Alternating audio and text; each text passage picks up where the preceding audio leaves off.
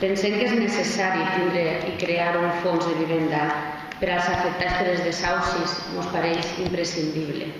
Però pensem que aquesta gestió no la pot fer les entitats de crèdit, les té que fer l'administració pública.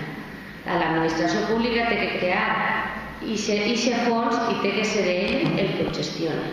El que no pot ser és que las solicitudes de las viviendas por los beneficiarios se dirigirán a las entidades de créditos del titular del préstamo hipotecario cuyo impago haya originado el desalojo.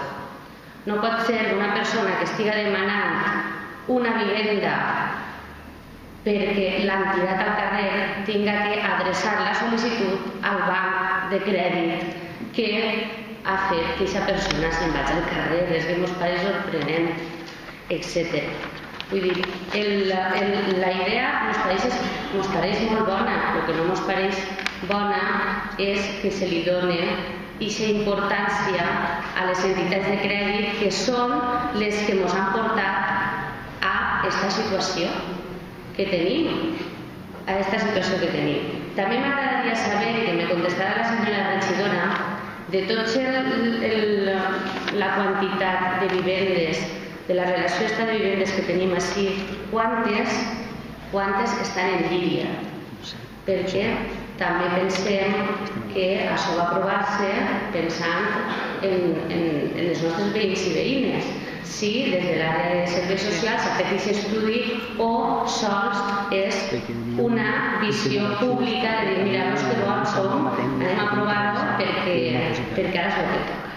Pense que té que anar un poc més endavant. Sap quantes vivendes de les que està proposant els bancs les tenim en línia per ajudar els nostres veïns?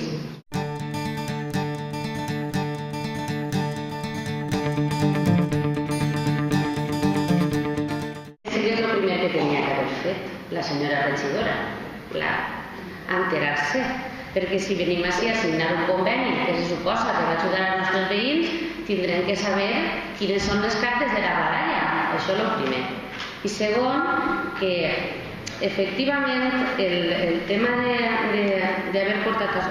El conveni és important, tindre un fons de vivenda per a la gent que està en perill d'exclusió i que ha sigut afectat per els desaucis és important. Si a nosaltres és que ens pareix bé el fons, el que no ens pareix bé és com està fent-se, perquè el que estan fent és llevar-li la cara als bancs. Dir, mira, ara com resulta que els bancs estan tenint la fama que estan tinguent, doncs bueno, anem a signar un conveni, però feu-ho bé.